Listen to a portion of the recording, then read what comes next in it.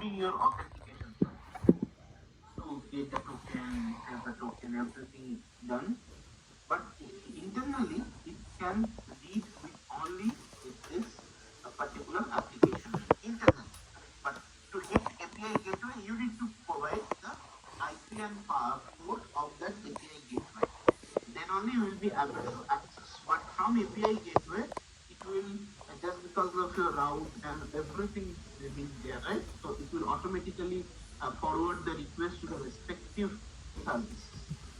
Repeating again, so from outside we cannot access URLs with the name of the application because it is completely unknown. Because when we run something over HTTP, it is trying to find out where is my DNS.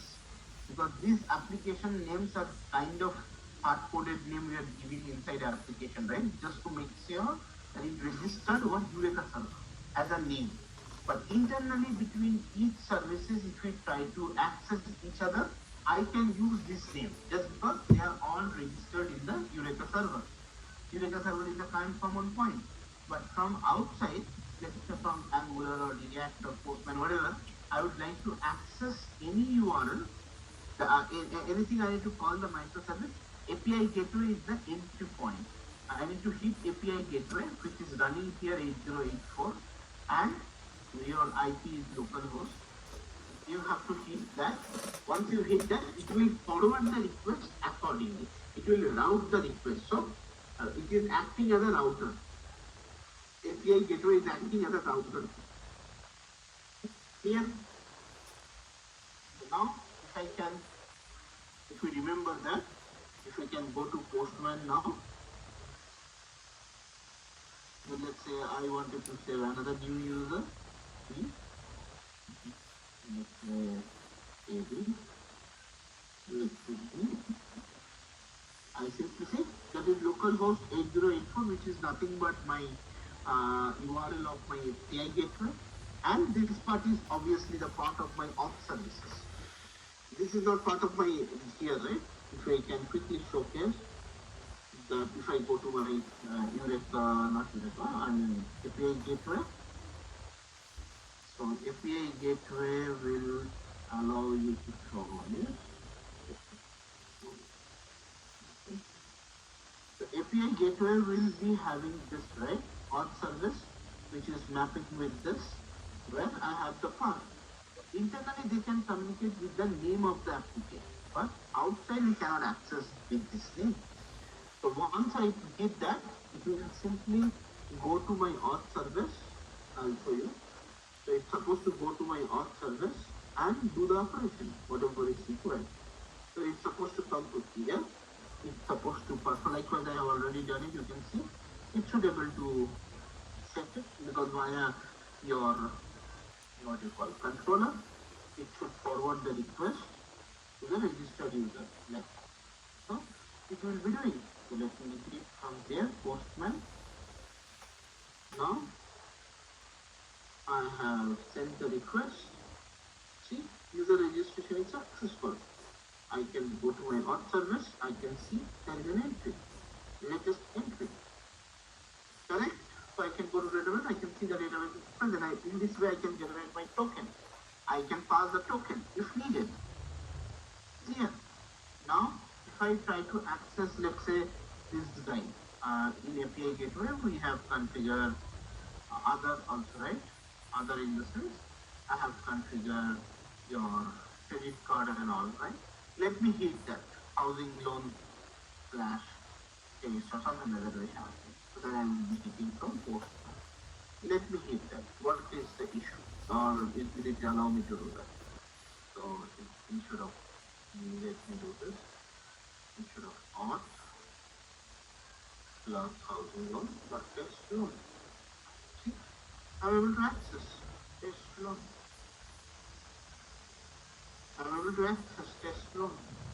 If I pass anything about credit card service, I go to credit card controller.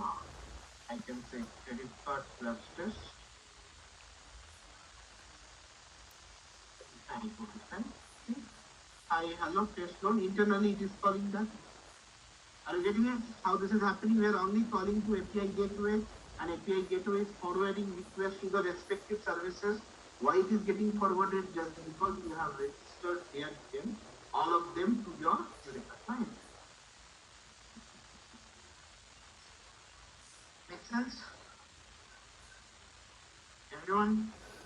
Yes, so we just take that endpoint from that particular Yes. service. That endpoint would be an API gateway.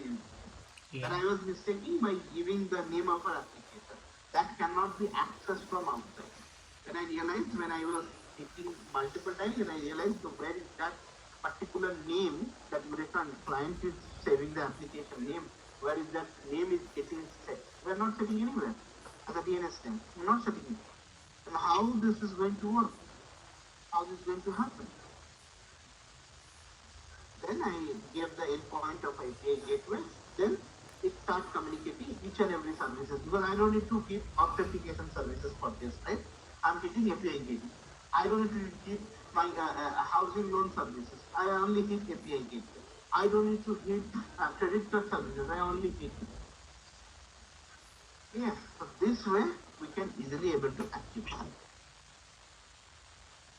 Clear, everyone? Any confusion at this point?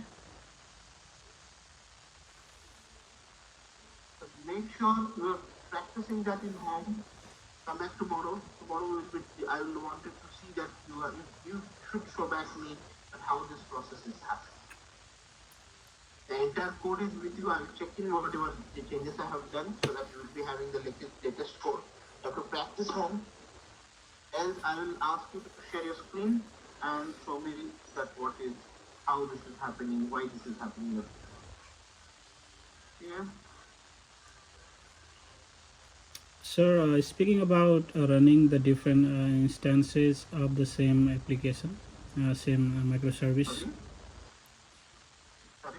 So when we are talking about running the different instances of the same application, like one microservice, right? Not here.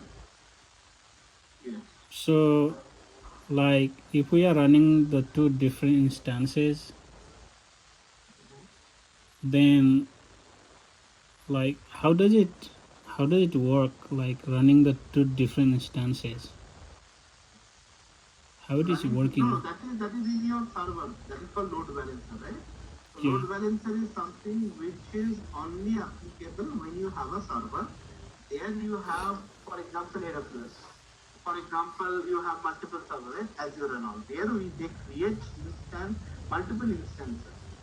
So one instance is down means it will switch over to other instance. That is called switch over, two separate instances.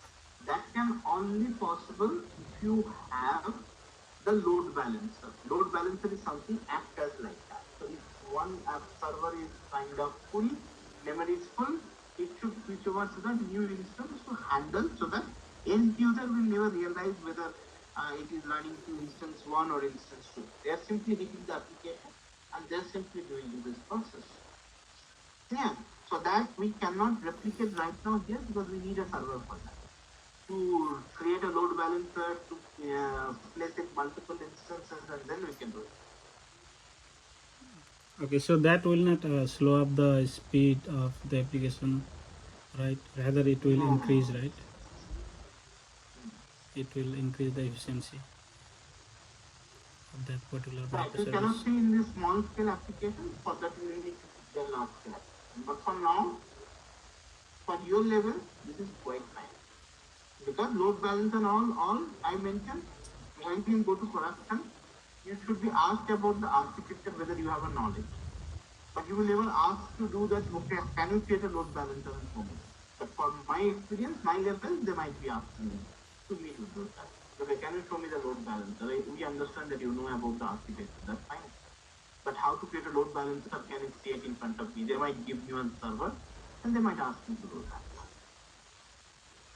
Yeah, so at your level, your experience is not India. So don't need to dig into that. That's fine. The efficiency and all, it is like architect level of job. So where we will be looking like you should be doing how load balancer can help us to do that particular. I don't need to worry about that. You should be having the knowledge that okay, you have a load balancer and how what load balancer actually is. So sir, for AWS, what are the things you recommend at least to have a knowledge of EC2, EC2 EC2 and instance. balancer? Then load balancer anyways you will learn over there. Then your ECS, Elastic, Yeah. okay, ECS, and then you have something called S3 bucket. These three are the important ones. You should have a knowledge. If they ask like, do you know how to deploy an S3 bucket? Because you can create a free account, you can practice over there in AWS. You can go to AWS, you can create a free account and you can do that.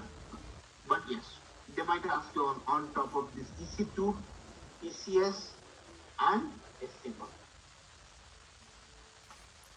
So and the REST template to communicate between the microservices.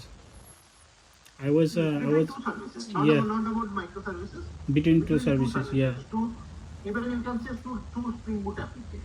yeah. Let's say I wanted to create two applications. One application can communicate with other application using REST. That's the thing. Yeah, I was watching over YouTube, and that guy was showing the different way of using that thing